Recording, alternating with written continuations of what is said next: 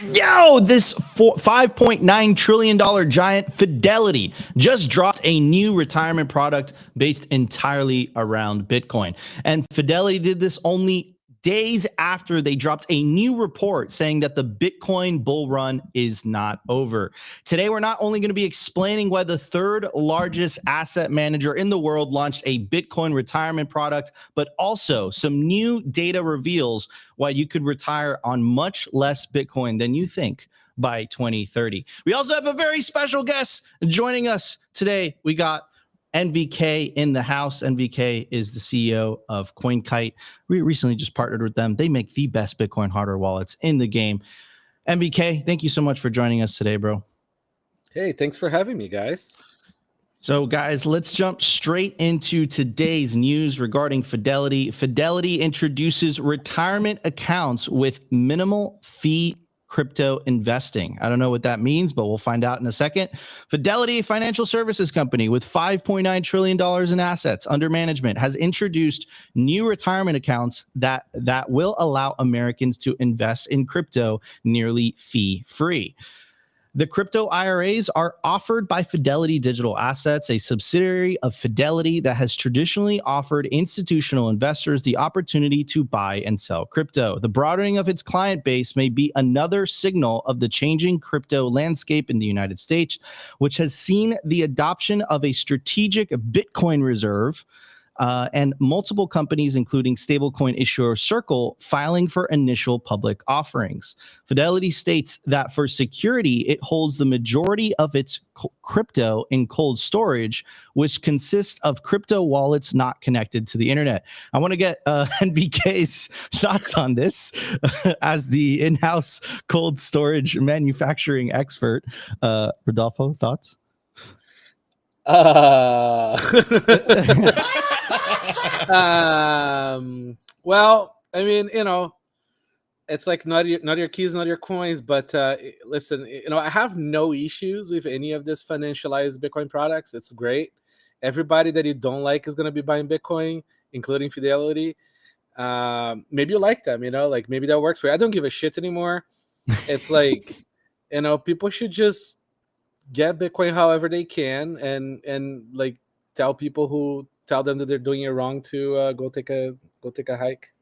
Yeah, I love that. Love that take. Opti, do you have a take before I continue with the article? Well, I just find it. Not on the cold storage setup. That's why MVK's here. So let's keep going on the article. All right. While the direct purchases of cryptocurrencies in an IRA has never been strictly prohibited, few IRA providers have allowed such purchases, according to Investopedia. Therefore, Fidelity's new IRAs may signal a change in the environment. Still, for enthusiasts of BTC and ETH, there have been other options since 2024. Maybe I'm a little bit biased here, but if you are saving for retirement and ETH, you will definitely have fun staying poor. Anyways, since the debut of those ETFs, investors in the US have been able to gain exposure to crypto markets from their retirement accounts, depending on the brokerage. There has also been the rise of Bitcoin IRAs, which are self-directed retirement accounts that offer tax advantages. Some crypto companies offer digital asset-specific IRAs like IRA, where individuals can add altcoin. Oh my God, I didn't even want this.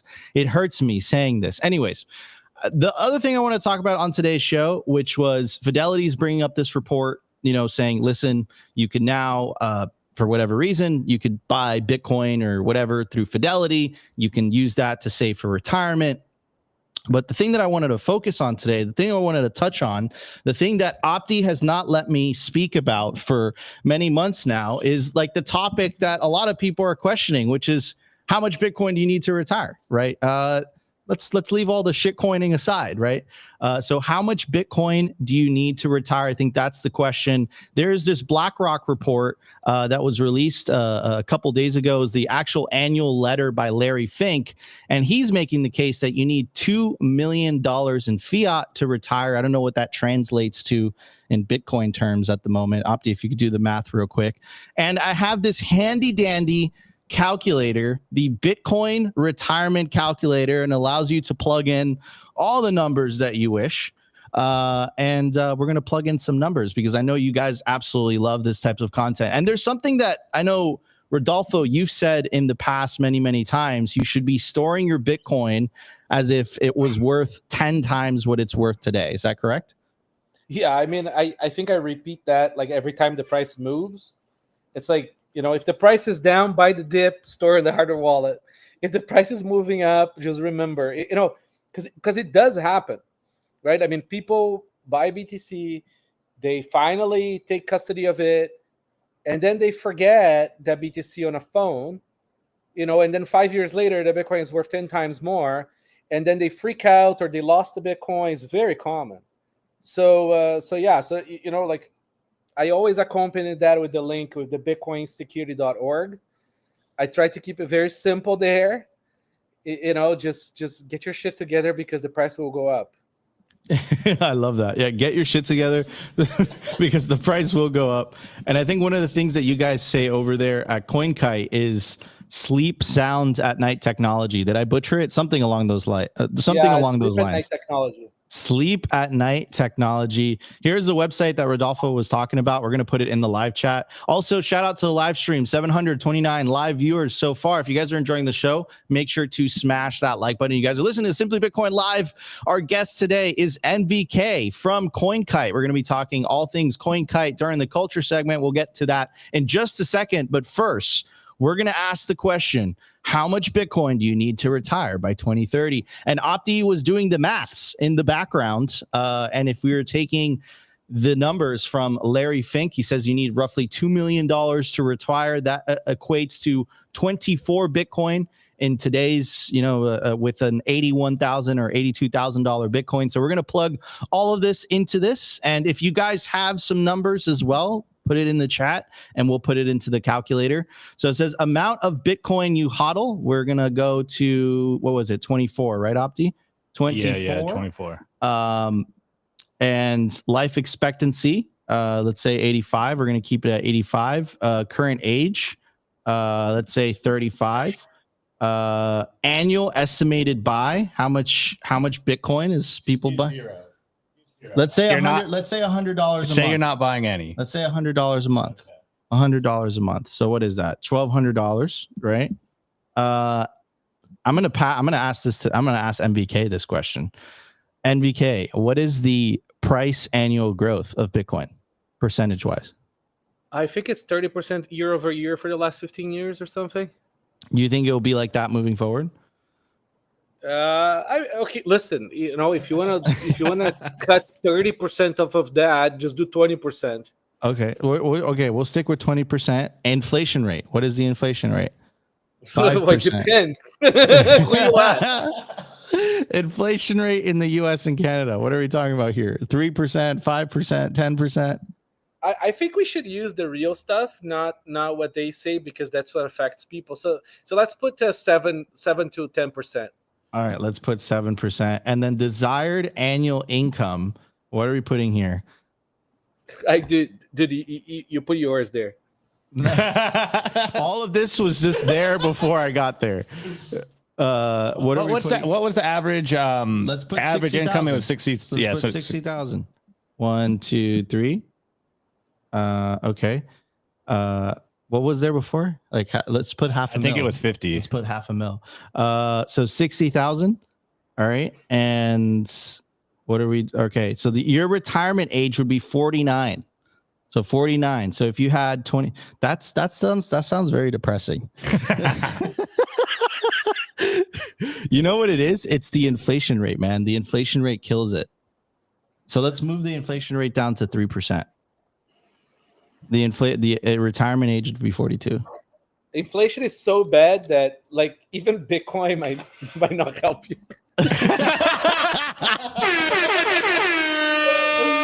Oh man. Okay. So with the 60, this is pretty depressing. This isn't that great. Okay. Let's say the annual appreciation rate is 30%. Let's see. Does that fix anything? No, this has to be wrong, bro. This has to be wrong. 40? Well, that's 5 years. That's 2030. Oh, that's right, because the person's 35. Yeah. Oh, that's not that depressing. That's pretty awesome. 5 Okay. years. Yeah. That's pretty awesome. Okay. All right. Let's play around with this. So let's put 20%. Let's see what the chat is saying too. 20% annual growth? I don't know. We got 60%. I'm guessing that's annual growth. No way it's going to 60, bro. Clarify this, Robert. What was this 60%? That's all we got. That's all we got. Okay. All right. Well, Opti, I'm going to pass it on to you. Let's plug in some numbers. Okay, let's plug in some numbers here. We can keep those amount of Bitcoin you hodl, annual estimate buy. We'll keep that price annual growth. What's Sailor been saying? 40% a year? I think he said 40%. 40% a year. And I'm more of an extremist, so let's go on the high end of inflation. Let's do 10%. Okay. High end of inflation, 10%. All right. 46. 11 years.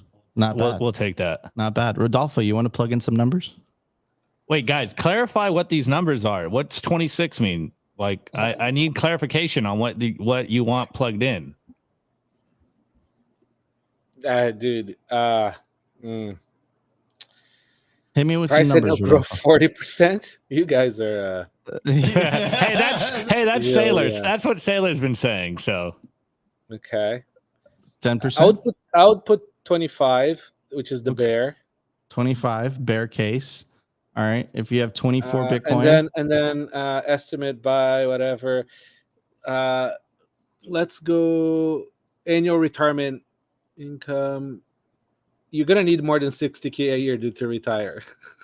all right. So let's put like or like 100K with inflation, because they're not calculating inflation on the final number. It's not like you guys need to upgrade that chart.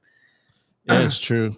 By the time you're retiring, the number needs to be 200K. Let's put 200K. There you go. Life expectancy. I mean, I don't know your drinking habits, but it's fine. I think you guys are onto something there. There you go. 85. Okay, so $1,200 estimated by price annual growth 25. Annual Change inflation the amount Yeah. of Bitcoin to 615. I bet a lot of people really went into that. 6.15. All right. Yeah. So if you started at 35 and you wanted to take out 200K and the annual inflation rate is 10% and Bitcoin grows by 25% a year, you'd be able to retire at age 63. So the only way to actually retire nowadays is by holding Bitcoin, apparently. Yeah, because if you don't, I think you're absolutely screwed. All right, wait, Nico, one more number. We got a number in the chat. So Joshua says 55% growth and 12% inflation, and then we got another number of 3.125 for the amount you hold. 3.125, 3.1. That's shrinkflation. All right, so 53, it's better. 53 age. Bulltard's in the chat. I'll Let's go. just say Larry Fink's number was pretty close in terms of the number what you'd be able to retire with. Anyways, if you guys are enjoying the show so far, 1,100 of you guys watching live between YouTube and X, make sure to smash that like button. Help us break 150 likes within the first 30 minutes of the show. We're almost at 100 likes, so smash that like button if you guys are enjoying the content so far. We have tons to talk about today. We have NVK in the house of Coinkite. We're going to be talking about all things Coinkite. We're going to be talking about the MK4, the Q, the block clock, all those things. And we have a video of you guys of Jack Dorsey in a recent podcast that he went on. And he said some interesting things, and I want to get NVK's thoughts on them. So first thing he said, which is billionaire Jack Dorsey says that BlackRock can't stop you from using Bitcoin. We don't need their permission. I think that one's an obvious one. And then the other one, which I think was a little bit more controversial, he says Bitcoin fails by being irrelevant. So we're going to check out those clips. We're going to talk about it. Guys, it's going to be a great show. In the meantime, smash that like button. Consider subscribing if you feel like what we're saying provides you value. And we still got a jam-packed show. We will be right back.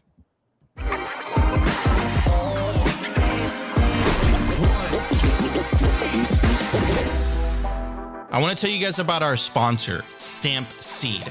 Is your Bitcoin in cold storage really secure? Are your seed words really secure? Stamp Seed's Do-It-Yourself Kit has everything you'll need to hammer your seed words into commercial-grade titanium plates instead of writing them down on paper. Don't do that. Paper sucks. You want to literally stamp your seed into this plate of titanium. Your words are actually stamped into the metal plate with this hammer. So once your words are in, they aren't going anywhere. No risk of the plate breaking apart and your pieces falling everywhere. Titanium stamp seeds will survive nearly triple the heat produced by a house fire. They are also crush-proof, waterproof, non-corrosive, and most importantly, because this is generational wealth, time-proof. All things that paper is not, allowing you to hodl your Bitcoin for the long haul. I mean, here is the plate that they crushed. They put in water, they put a blowtorch to it, and as you can see, the words have survived. Stamp your seed on StampSeed. And you can use promo code SIMPLY to get 15% off anything on their store. Head over to stampseed.com today. All right, everybody, we are back. At the time of recording, the Bitcoin price is $81,900. Block height, 890,730. Sats per dollar, 1,221. Market cap, 1.63 trillion.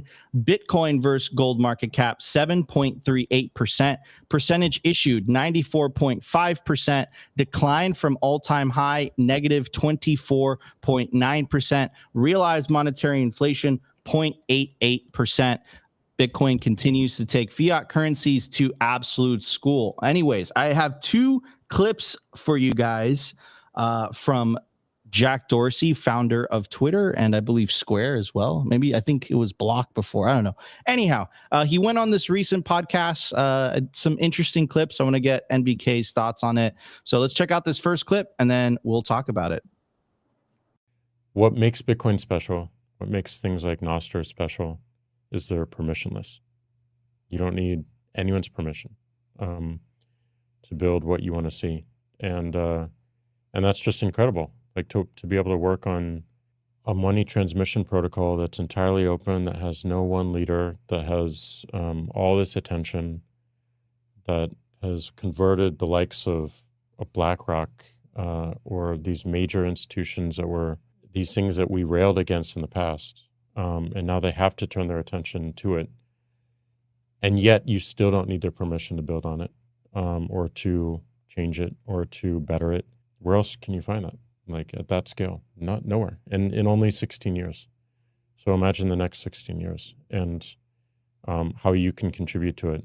Again, only asking yourself permission. Like that, it's just an incredible thing to be a part of. And it reminds me so much of the earlier internet where again, the default was you didn't need permission to do anything.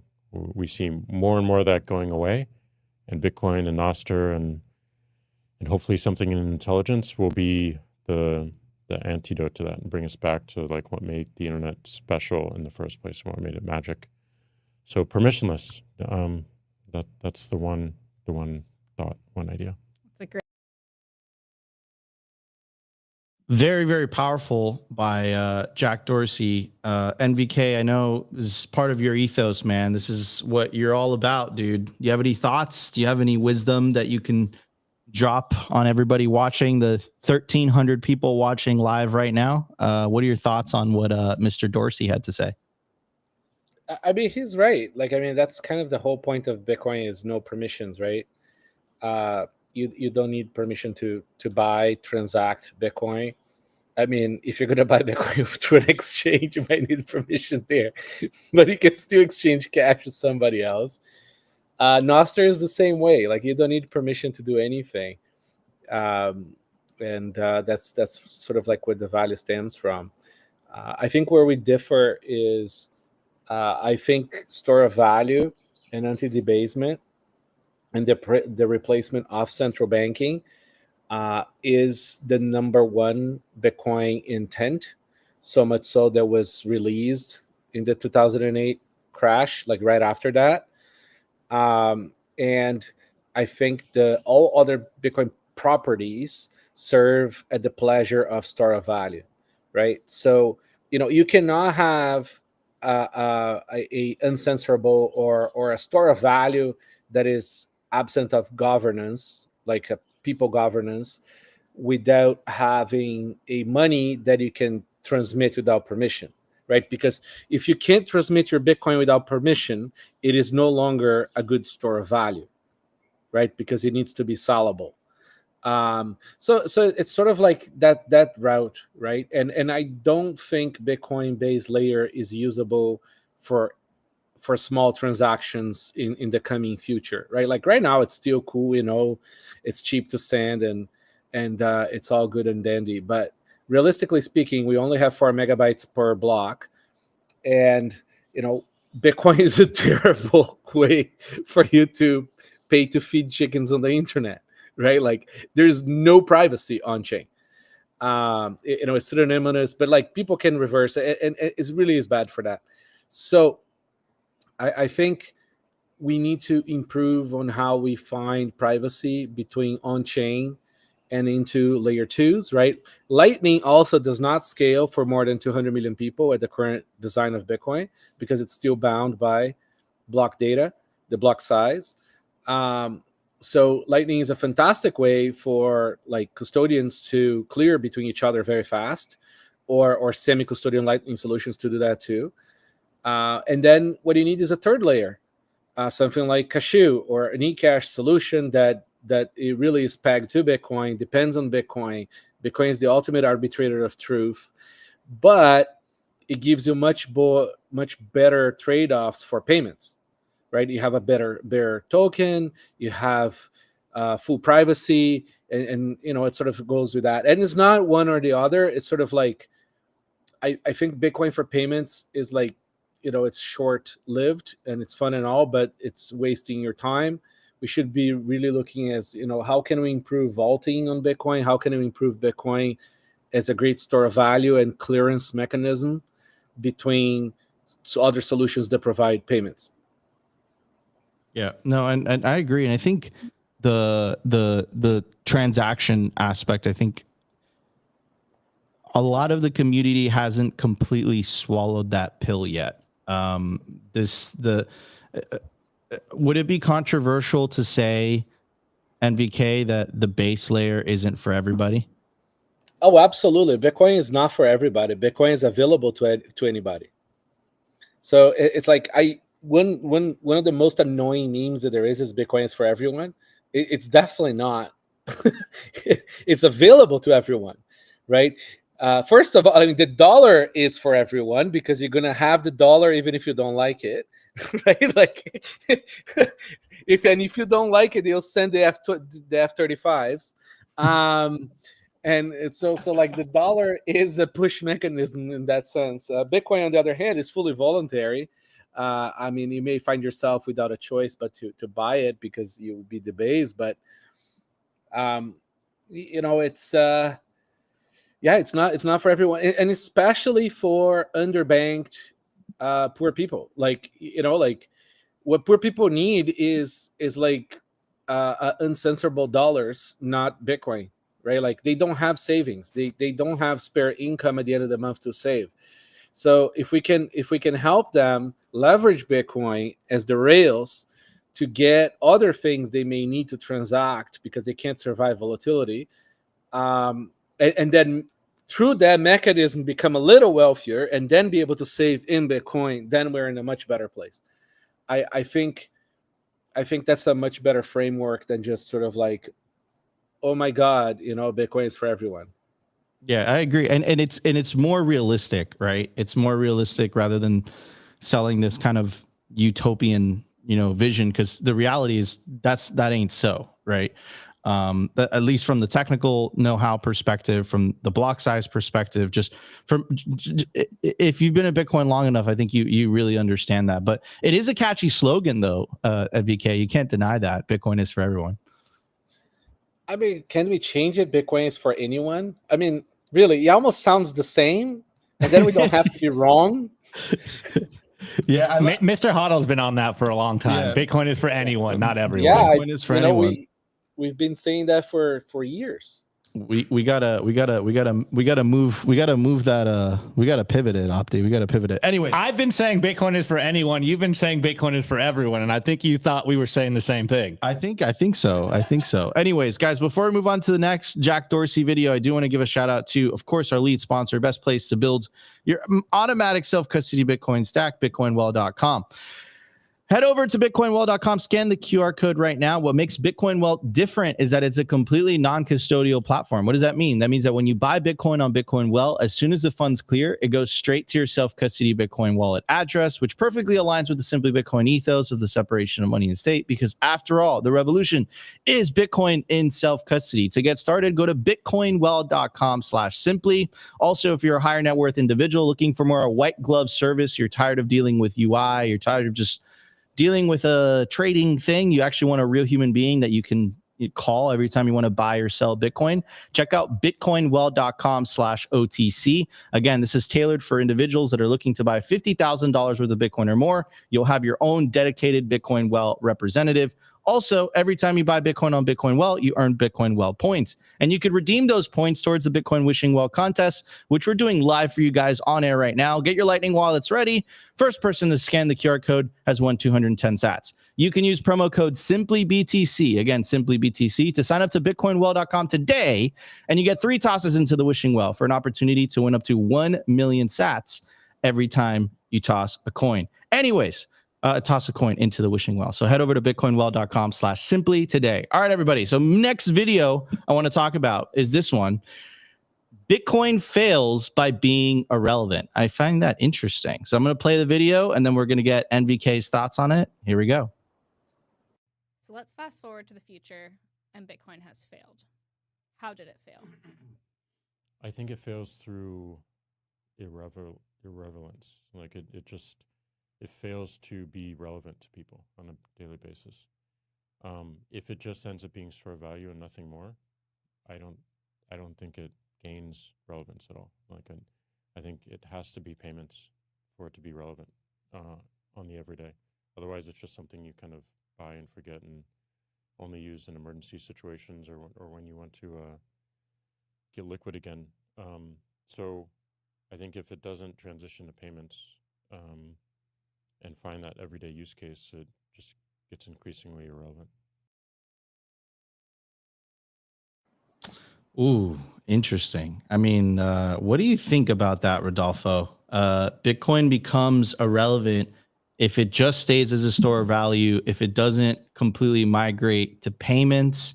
And it's quite interesting. I'll add a little bit of context to this, because I think with the popularity of the ETFs and the popularity of some stocks that have been acting like Bitcoin leverage plays, like Strategy and Metaplanet, all that. It seems like a lot of people have just forgot about self-custody. I think I saw a post by Plan B the other day, which was like, I'm selling all my Bitcoin and I'm buying the ETF. Yeah, me too. And us Bitcoiners are just like, what is happening? Well, I right did now? that too. I sold all my BTC and bought ETF. So you guys heard it here first. Big breaking. NVK, CEO of Coinkite, he sold all his Bitcoin. It's all in ETFs. So what do you think? Please run with that as the clip for the show, okay? Let's improve the OPSEC. Oh man.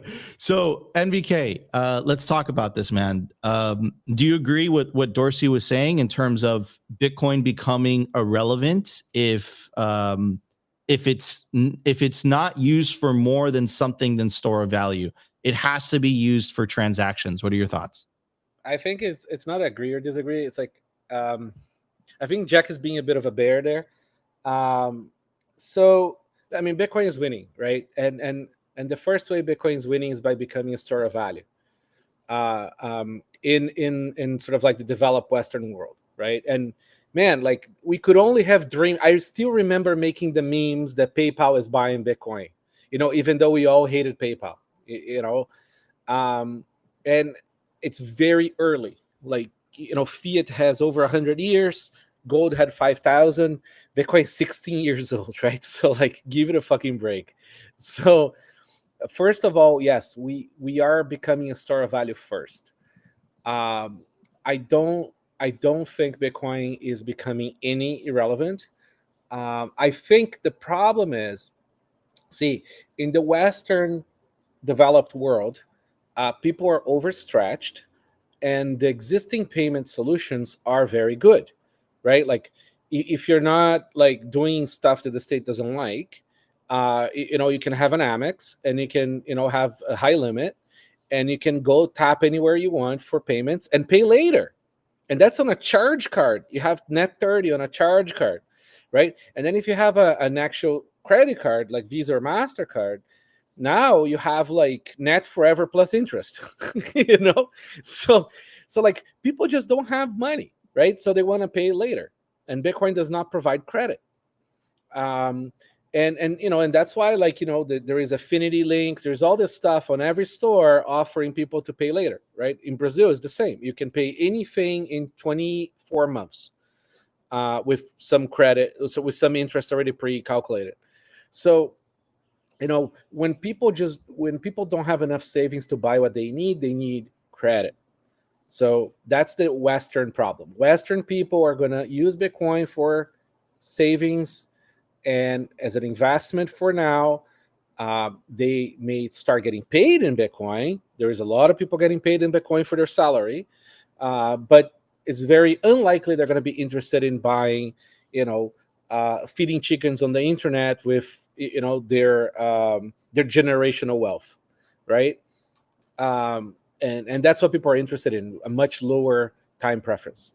Now, when you move out of the Western developed world, the situation is much different, right? People don't have access to credit.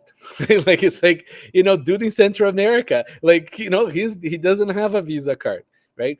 All that they have is phone payment systems that the government sort of like has a very hands-on participation on, right? Or cash.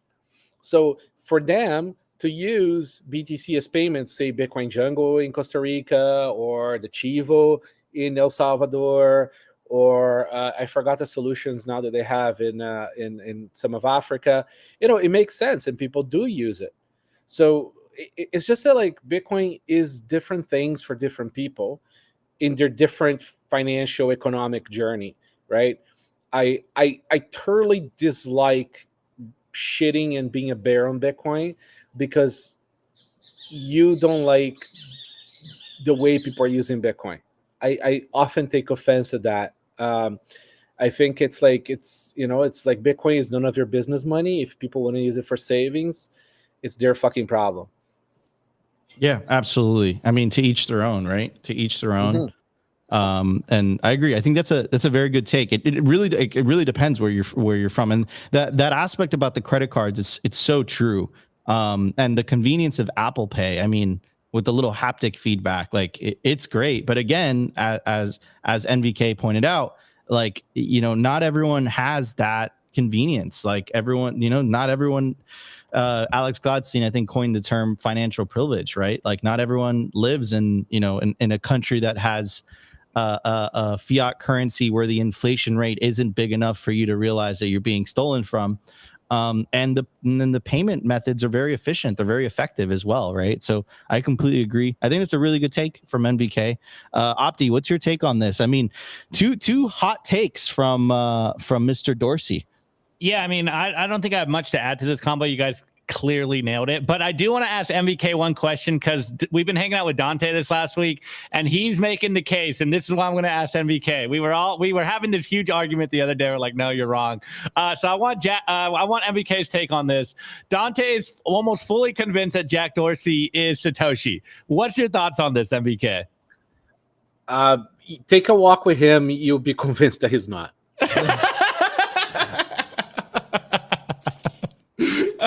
Yeah, I said something similar. Okay, so can I I want to give a shout out to the stream. 1,800 of you guys watching live between YouTube and X, and we're about to break our goal. We're gonna raise the goal 200 likes within the first hour. Almost 500 live viewers on YouTube alone. Of course, shout out to the Rumble audience, the most hardcore audience that just continuously shits on me and Opti every live stream. So if you guys are enjoying the show, make sure to smash that like button. We still have a ton of content to get to. We're gonna be talking about markets in general, this whole thing that's going on.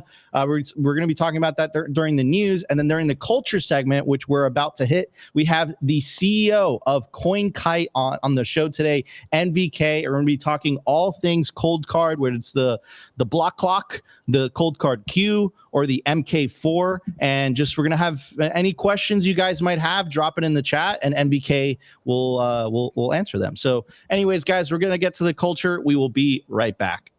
I want to give a shout out to our partner, HIVE Digital Technologies. As the first ever public miner, HIVE's positioned to quadruple their global footprint in 2025. And as the first with an AI strategy, HIVE continues to make moves in sustainable, high-performance computing. They consistently top the industry in Bitcoin mined per exahash, and now they're headquartered in the USA. They're lean and mean, they're green and clean, and they're changing the game. You can catch the latest buzz by following them at HIVE Digital Tech or check out their website at hivedigitaltech.com.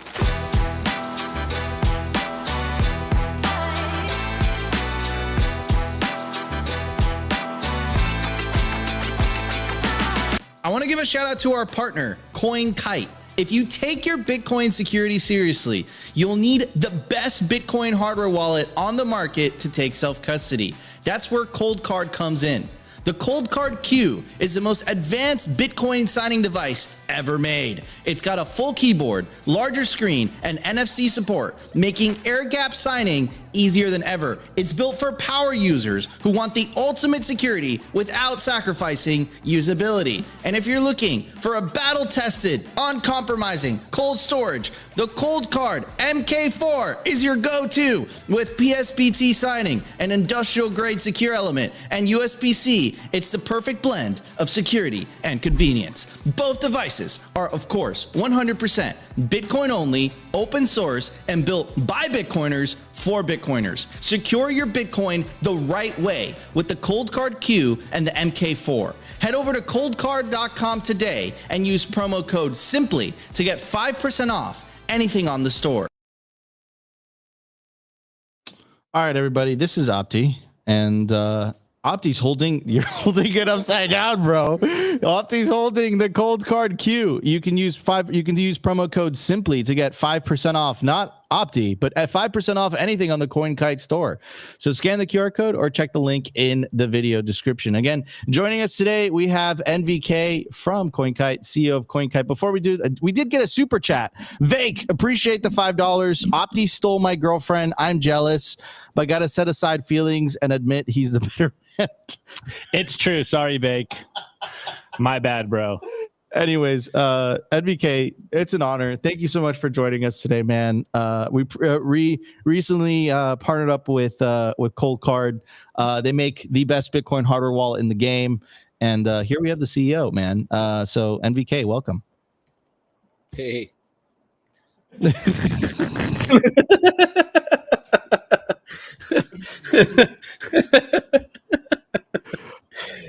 NVK, talk to us a little bit about the Q, man. What makes it special? What makes it dope? Why should people part with their precious sats to get this Bitcoin hardware wallet? I mean, like, there really is no second best, and you know, for anybody that has one, it becomes very obvious.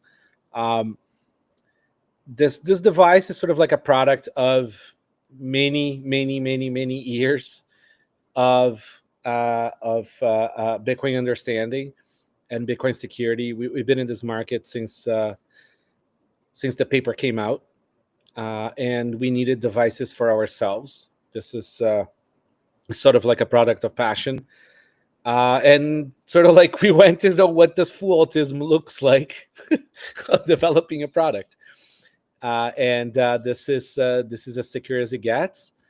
It is as verifiable as it gets, and it's surprisingly easy to use. I was just describing to Nico that, if you have push TX enabled, it is stupid easy. You scan Sparrow on the screen of the computer, and then you tap your phone, and the transaction broadcasts. Like, you don't need an app, you don't need anything. It's pretty amazing. So and yeah, so can we walk through that process, NVK, because I don't think people are fully aware, and I'm gonna try to like act it out while you talk about this. So essentially, let's say you're building up a transaction, right? You build it up on Sparrow on your computer. You take the queue, and then you scan the QR code from Sparrow, right? The queue signs it on the device.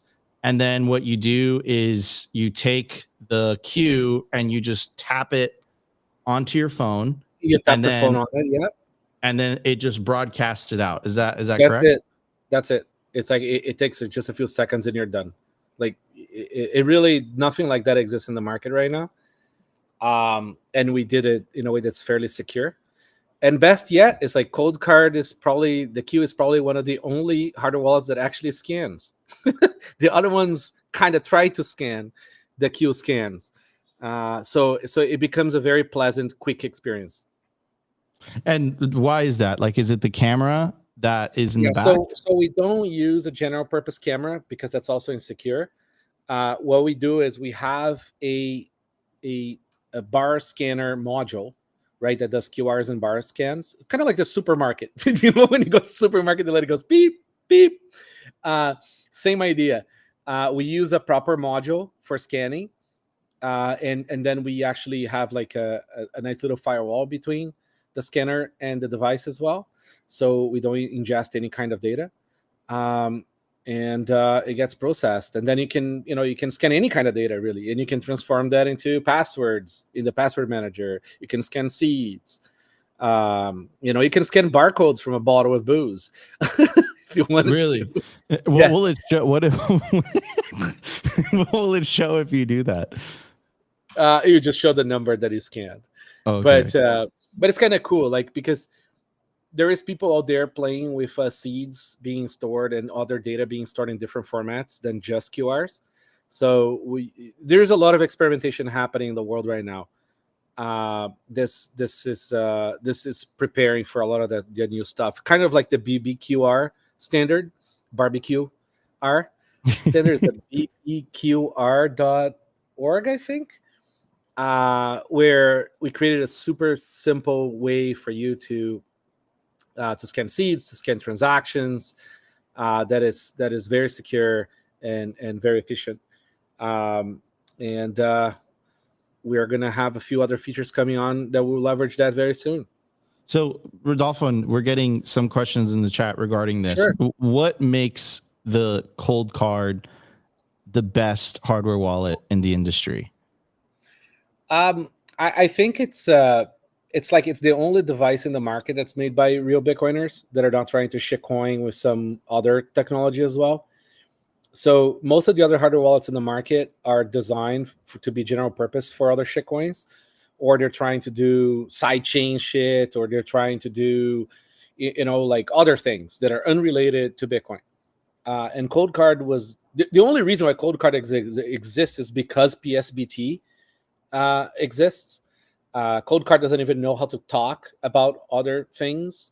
He only knows how to talk about Bitcoin and some plain text data for passwords and other notes. But so we created this whole architecture around that, right? It only does Bitcoin. It's Bitcoin native. Everything inside the COLDCARD works trying to understand Bitcoin. And then because we are actually Bitcoiners, we don't have our coins on Coinbase.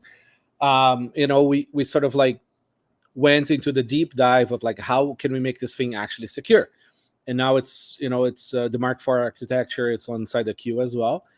It uses 2 secure elements plus a secure MCU, and then it does a dance with all of that so that the ledger Don John can spend $1 million and still not get the seed out.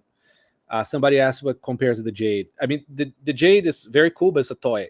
It uses ESP32.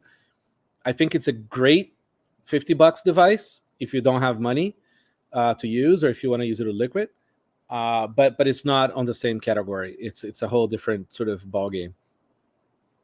Gotcha. And then what is the main difference between the Q and the MK4? Like, let's say people are looking at the website, they say, oh, wow, the MK4 is, it's less expensive.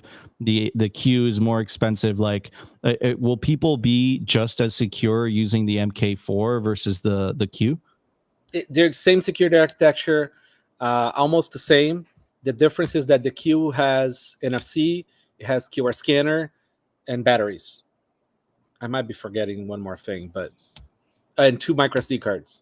Gotcha. So essentially, the security infrastructure architecture is exactly the same, Yes. but the Q just has more functionality in terms Exactly. of hardware. You get the bigger screen, you get the keyboard, all that stuff.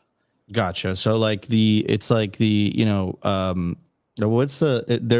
iPhone and the iPhone Pro.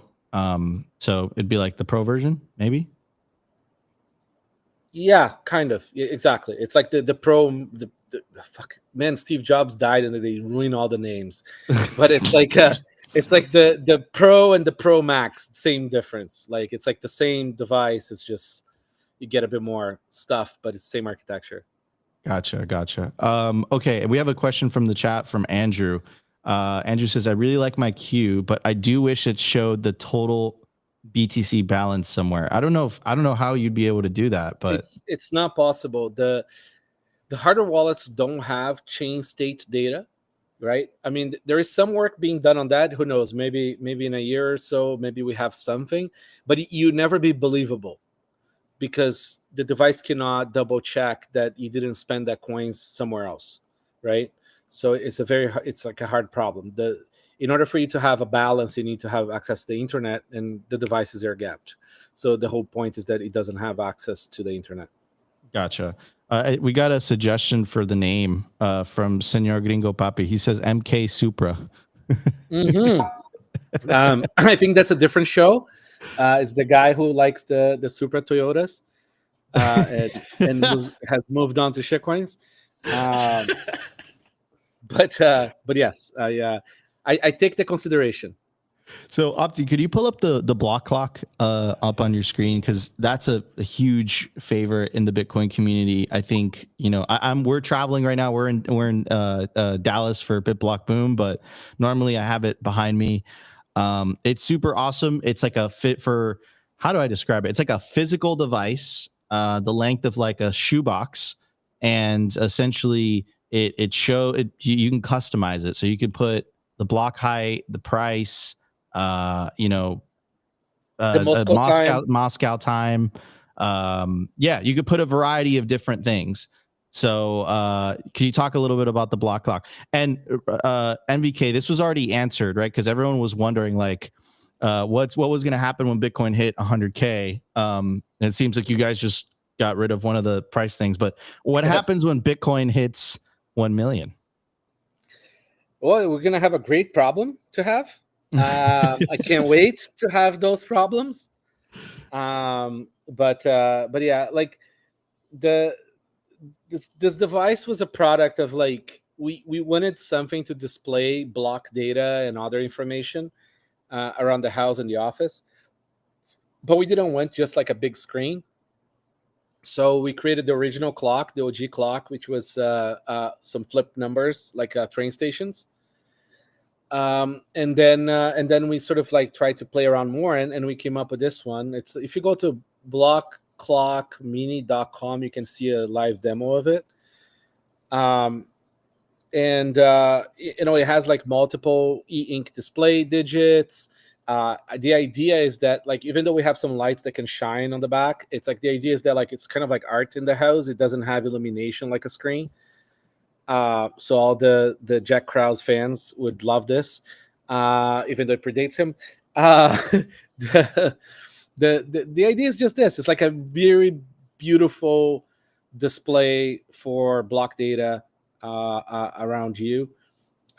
We put actual amounts of proper gold on the PCB so that it looks pretty, where gold belongs. We have, the back of the device is like nice too. and it has this very thick acrylic, clear acrylic on the front and on the back as well, so it just stands. It's just a cool device to have around. It's our sort of like fun thing. I love it too. It's a good like to have in a home. You know, it looks good. Like it's aesthetically pleasing, right? So yeah, go check out the Blackrock. Scan the QR code. Again, if you use promo code Simply, you get 5% off anything on the Coinkite store. Super thrilled to partner with these guys. Big fan of their products for many years now. And go check out their hardware wallets. But last question for you, NVK, is what are the future plans of Coinkite, of COLDCARD? Like anything that you are excited about, you know, next 4 years? I know the cycles are completely different now. I think Bitcoin's growing up. It's it's in its teenage years. It's maturing, right? The kind of Wild West days of many years ago. I feel like those days are coming to an end. But what has you the most excited about your company? I mean, you know, it's we have a lot of fun with like the feedback that we get and sort of like building new products. Like most of what we do comes from that. It's just like what other insane shit can we come up with and go try to develop it. We're working on this protocol now called Key Teleport, so that you can send keys and PSPTs over video calls securely. And we're also working on a cosign system for the device itself, so you can travel with some BTC in the device and you use it to cosign. And, you know, new versions of things, and, you know, just playing more. Like the design space, it's just so early. We're still in the Nokia days, right, of Bitcoin. You know, it's I think a lot of what we see today is not what we're gonna see in a few years. So there's a lot to be made. And, you know, we want to make sure that people don't lose their sats between now and the time that they move to something else. Yeah, absolutely. And one of the things, this is the second time you've said this, NVK, during the show, which is the idea that this is still early days. Like, do you really believe that? Like with the U.S. government saying that the SBR, you know, the Wall Street. How much did they buy? Okay, this is true. Okay, touche, fine. But it's not early days. It's very early days. Okay. See, like our goal is a 400 trillion market, right? Like we're 1/400th of it. So, you know, it's very early. Like a normal person should not have to buy equities in order to save. Mm-hmm. That should be the job of like a value investor who fucking reads the filings, right? Like you shouldn't have an investor. None of this shit should be how normal people do their life savings. Like they should be able to go back to storing some money or some gold under the mattress. And we want to get back to that mattress way of doing savings. Like you focus on your craft, go do your thing, and stop worrying about, like, you know, financial sort of complications. And we're very early on that. Yeah, I think you hit the nail on the head, right? You shouldn't be forced to become a part-time investor just to maintain your purchasing power. 1,000,000% agree with NVK. Guys, go check out the COLDCARD. NVK, it's been an honor to have you on today's show. Really appreciate it. Shout out to the 2,000 of you guys watching live on the stream right now. Make sure to smash that like button. Check out coinkite.com. Use promo code Simply. You get 5% off anything on the store. NVK, thank you. Thank you, guys. Thanks for having me. Take care. Appreciate it. All right, everybody, we still have a loaded show for you guys. We got the news. We're going to be talking about the current macro environment, which is absolutely crazy. We have a really cool article from Forbes. We're going to check it out. We will be right back. I want to give a shout out to our sponsor, Casa. Bitcoin security matters, but managing private keys can sometimes be complicated, especially multi-sig. What if you can secure your Bitcoin without worrying about losing a seed phrase or giving up custody? With Casa, you can completely control your Bitcoin with multi-key security, so even if one key is lost or stolen, your funds stay safe. No single point of failure, no stress. That's what I absolutely love about these guys. They make taking Bitcoin into self-custody incredibly easy with their best in industry user experience through their app. I've been personally recommending Casa for years now to my friends and family because they will get all the benefits of multi-key self-custody security without the hassle of having to learn complicated UI. And if you're thinking of one day passing on your Bitcoin to the next generation, their inheritance plan has you covered. Also, if you're a business looking to add Bitcoin to your treasury, do it the secure way with Casa for Business. To get started, go to casa.io today and get 5% off Casa Standard or Casa Premium with promo code SIMPLY.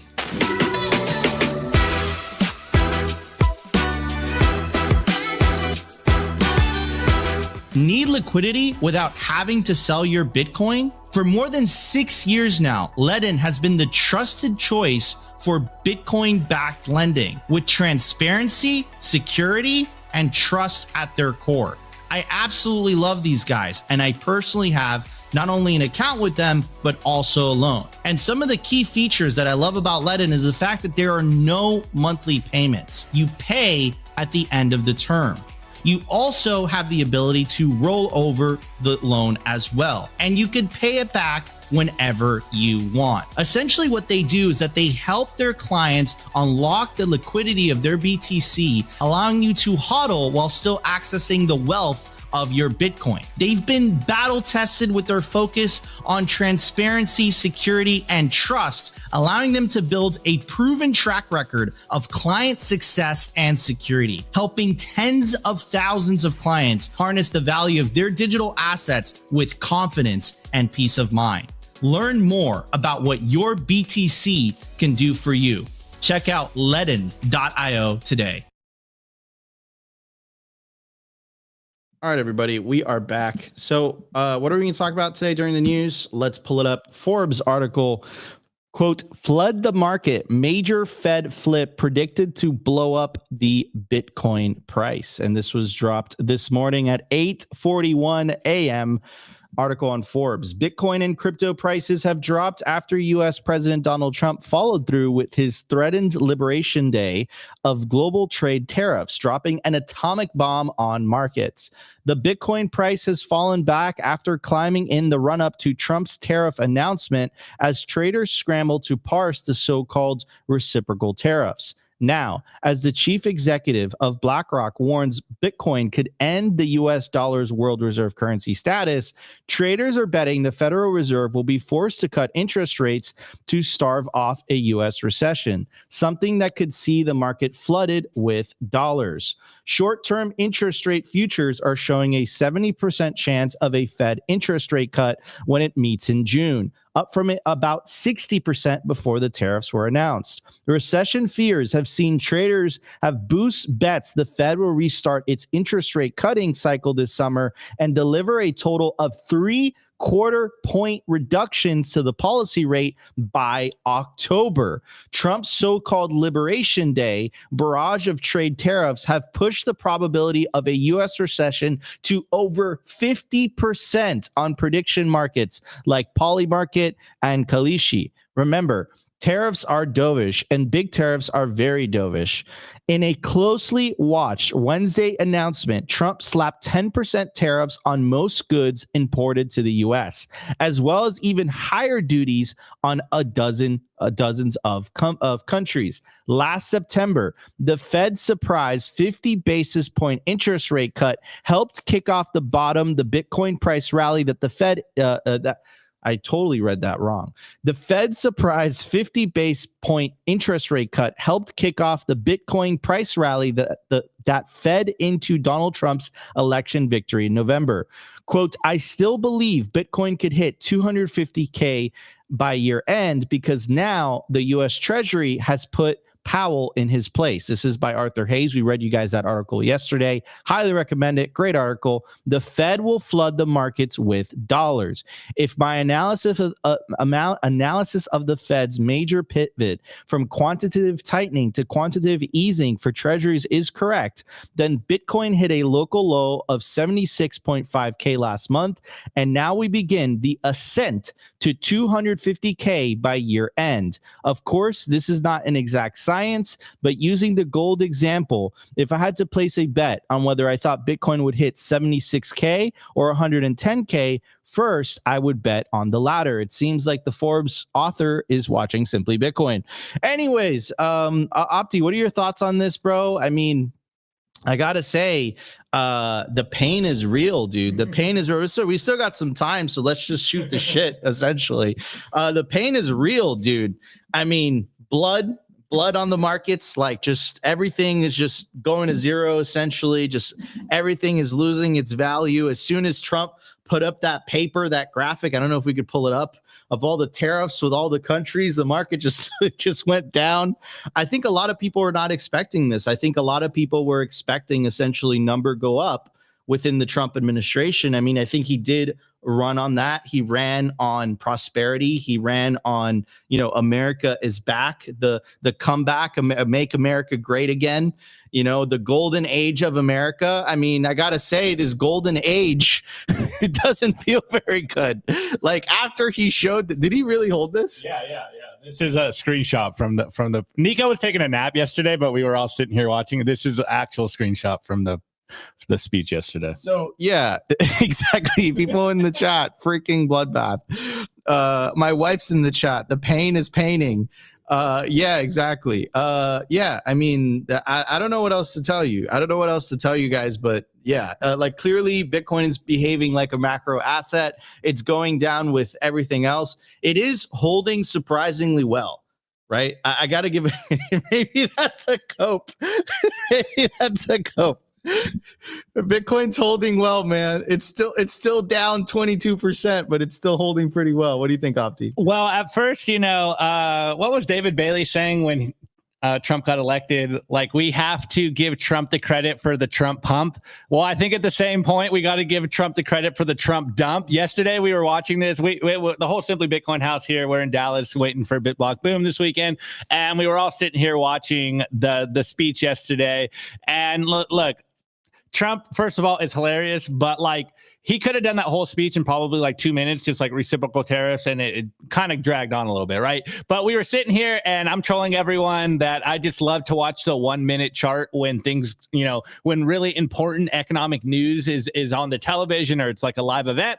And we were sitting there and it's like, okay, the price is pumping. Like, here we go. We were like, oh, we're at 85. Okay, we're at 86. We're at 87. I'm like, oh, we're almost at 88. And then, very quickly, the price just started dumping. And now we're at what, 82, 81. So it is a pretty bloody day, at least in the Bitcoin terms. I mean, it's funny that we're saying it's bloody at 81K, but this is what we're all feeling. As Soph just said, the pain is paining. But I think the bigger signal here is exactly what Arthur Hayes was saying yesterday, and a lot of Bitcoiners have been saying for a long time. Like, this isn't just a Bitcoin phenomenon. If you're watching all the markets, U.S. 10-year Treasury bond yield is down. The S&P 500 is down. Like everything is getting wrecked. But I think the silver lining here, and I don't know if you guys caught this on Twitter, but Scott Bessent, the new Treasury Secretary, he basically said, like, this is not a problem with MAGA. This is a problem with the Magnificent Seven, which is, the top stocks in the market. And he's kind of making a gangster move right now. I'm not going to lie. Like, kind of shouts out to Scott Bessent. I think the analysis that we were covering yesterday from Arthur Hayes and from other Bitcoiners, Nolan's been saying this. Tom Luongo's been saying this. A lot. Marty Bent's been saying this. A lot of Bitcoiners have been saying, and I think very, very good predictions of what's going on. And again, it's essentially that the Trump administration, Scott Bessent, is trying to corral and make Jay Powell subjugated to the Treasury. And it seems like we are in this position right now where we are trying to get Jay Powell, of course, head of the Fed, to lower interest rates. And I think they're doing a pretty good job in this manner. If this is what they're doing, if this is what they're projecting, I think it's working exactly as they designed it to be. Now, it's going to be very interesting, though, if Trump really does follow through on this, or the Trump administration follows through on this, because if they just kind of bluff this and it goes away in a month or so, then that might, let the markets rebound a little bit. But I think long term, that would be very detrimental. So I hope that they, really do continue on what they're doing. I think if we can rein in the Fed, we all remember what Musk just said the other day. I think it was Monday when we played that. He's out there being super goofy and saying, end the Fed now. And it looks like that's what the Trump administration is trying to do. They're trying to corral Jay Powell, head of the Fed. And if they're able to put him in a headlock, or, I don't think I can say what Arthur Hayes was saying in that analysis yesterday, but it's very interesting times. And of course, everyone knows, or at least you should know if you're on this channel, what is going on right now. There's a lot of uncertainty in the market. So of course, people go to what they think are the least risky assets, which of course, for most people is either gold or treasury bonds. Now, I think what we're seeing is pretty soon we'll be seeing people start to flow into Bitcoin. Now, obviously, most people still kind of don't think Bitcoin is mature enough, but we do know that eventually all roads lead to Bitcoin. At least that's our hypothesis. That's our thesis as Bitcoiners. So honestly, as much as the pain is painting right now and Bitcoin is kind of dumping, I think long term this isn't going to affect Bitcoin at all. I mean, I saw Saylor tweet this morning like there's no tariffs on Bitcoin. Obviously, Arthur Hayes yesterday was essentially saying that these tariffs won't actually affect Bitcoin. Yes, in the short term, traders are dumping it, but I think long term, this is going to be very healthy for the economy. Obviously, I'm an American centric person. Like, I have a bias here. I'm definitely biased towards America and what we're doing. But I think it is a very interesting change to see. And also, there was a very interesting moment, Nico, and maybe I can pull it up here. Again, Nico took a nap after, but we were sitting here. And the most interesting aspect of this speech that I think really kind of went under the radar was that Trump specifically pointed at a very interesting date in American history. Can you guess what date it was? What year it was, Nico? Did he really say 1913? He said 1913. No, yes. No. Let me try to find it. Nico, rant a little bit about it, and I'll try to find it. Okay. Well, if that's true, I did see. I saw a post essentially. I forget who it was from, but essentially, like, and it was okay. Hold on. So Opti has it. I have it. I'm pulling it up. So just keep going, Nico, and I'll pull it up. Yeah. So essentially, Howard Lupnick, Commerce Secretary, huge fan of Bitcoiner, went on Pomp's podcast. He's saying he's buying, tens of millions, hundreds of millions of dollars worth of Bitcoin. He's now in a very influential part of government. He was the one next to Trump when they were signing the Strategic Bitcoin Reserve executive order.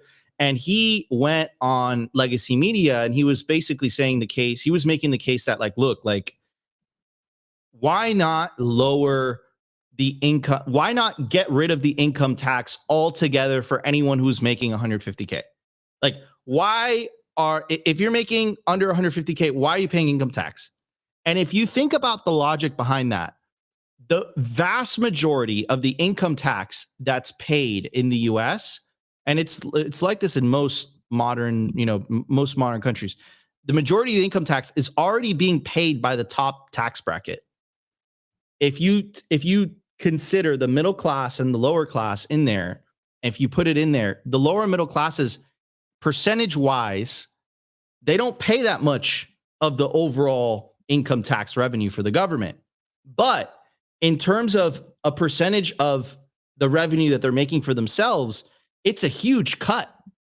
So, why not get rid of the income tax altogether for people that are making under 150K? And then that leads down the road of why not get rid of the income tax altogether, right? Because they would like you to believe that essentially the government would shut down if there's no income tax.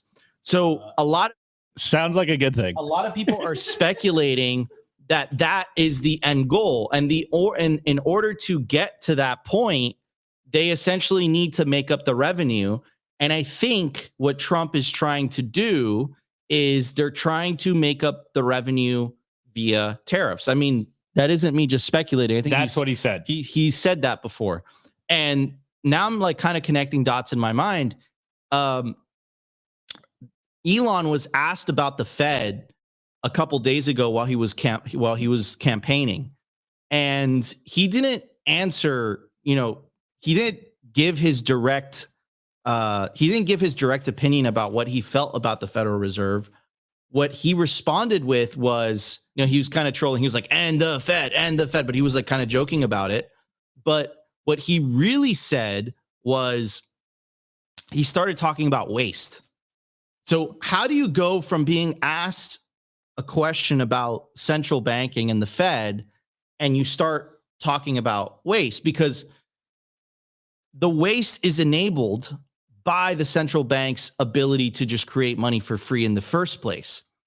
So maybe Elon wasn't, again, this is speculation territory, but again, why would he say, like, it's like, hey, what do you think about the Fed? And then you just end the conversation with like, dude, the federal government's wasting so much money. Like, what does one have to do with the other? It has everything it's completely connected, but you have to be in the know. So maybe they're playing some type of political chess here.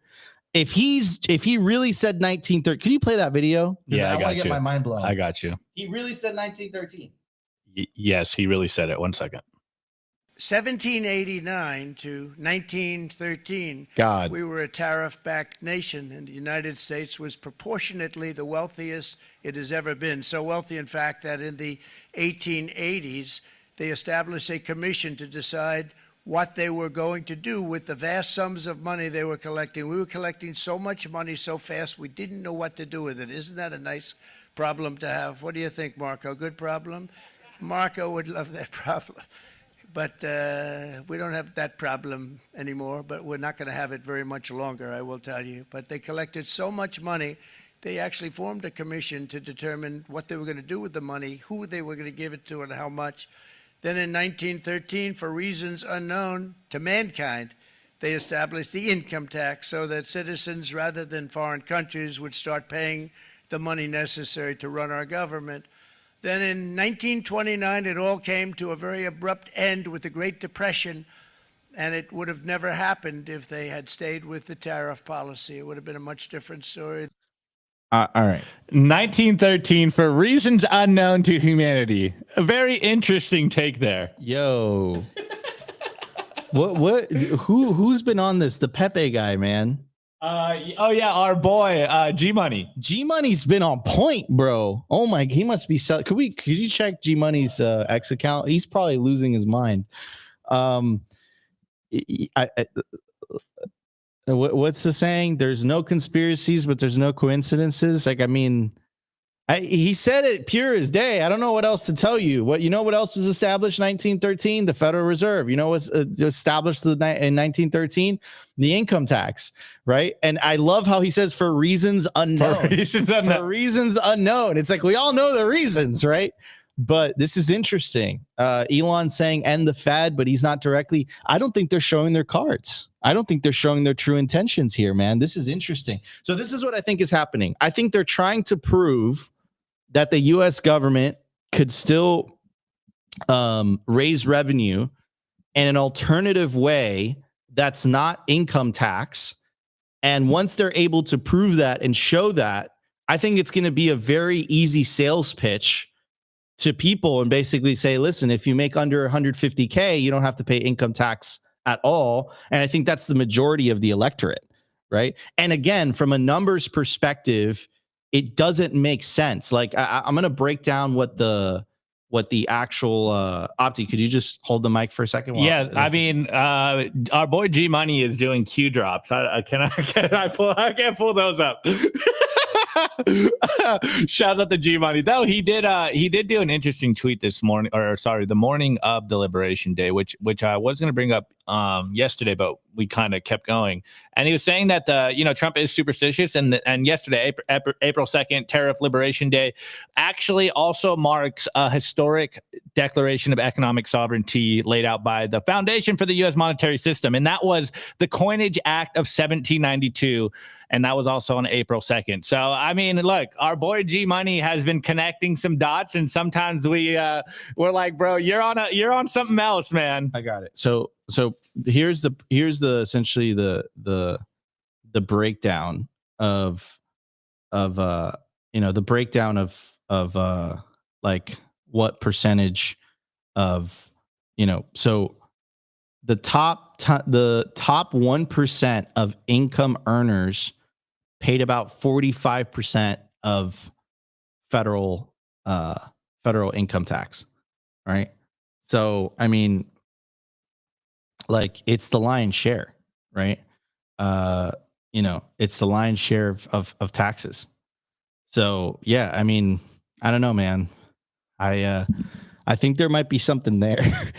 Like, he did name drop 19. I wish I would have saw that clip. I would have posted it on I would have posted it on X. I think the biggest signal here, look, I'm not one of these like trust the plan, people. As you guys know, I've probably been more critical of Trump and Elon Musk on this show than I should have been, because he's done so much good stuff for Bitcoin.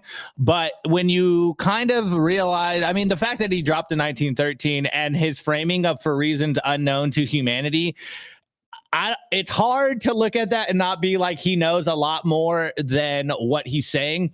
And we were actually kind of talking about this at dinner the other night, and about just, here you guys are. It is a Thursday. I'm guessing it's 5 o'clock somewhere. So, the Overton window here, the way you shift the Overton window is you don't go out there and say, the crazy stuff out loud. You kind of start hinting at it, and then people start moving in that direction.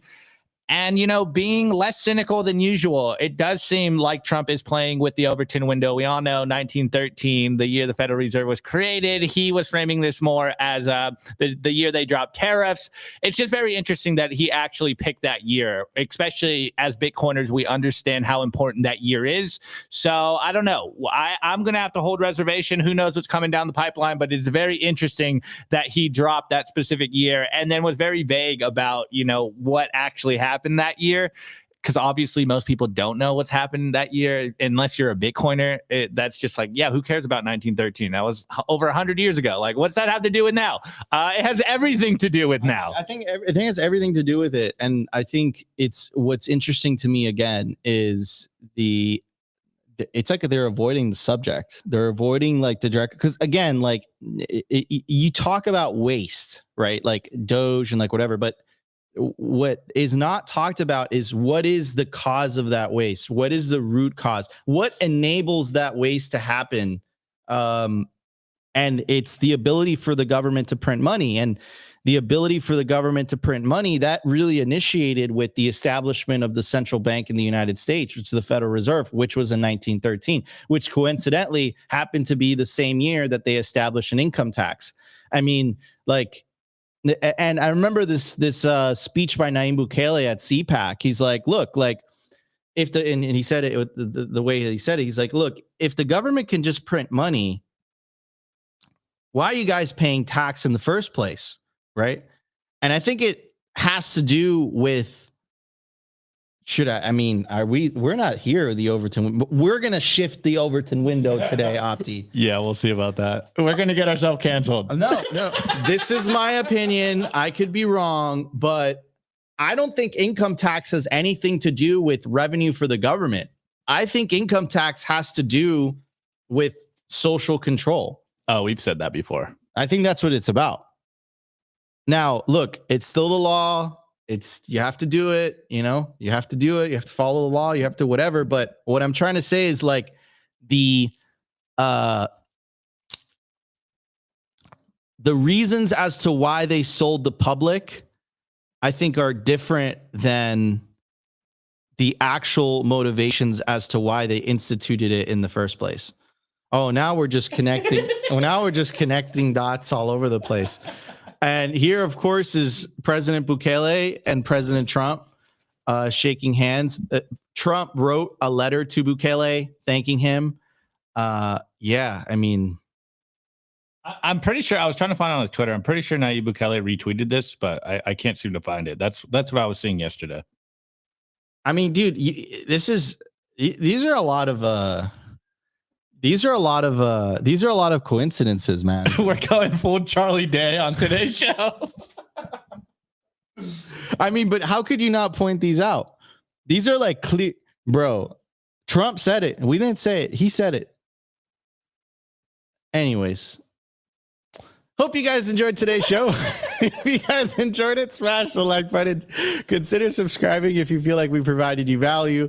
And of course, the number one thing you could do to help push this show forward is, of course, share this content, get the message out there, and of course, check out our partners. That's what keeps the lights on here at Simply Bitcoin. So check out Coinkite. They're awesome. They make the best Bitcoin hardware wallets. You can use promo code Simply, get 5% off anything on the store. Share the video. Check out our other partners like Bitcoin Well. They're absolutely awesome. Hive, Legend. Oh my God, it's hard off the top of my head. Stamp Seed. I don't know what you said. We have Stamp Casa, of course. Casa helps Bitcoin you Well, take self-custody. Coinkite, Legend. Yeah. So check out our partners. That helps support the show. We love you all. We appreciate you all. Love you guys. And we'll be back tomorrow for the last episode of the week of Simply Bitcoin Live. Today's episode was brought to you by BitcoinWell.com, a Bitcoin-only platform on a mission to enable financial independence.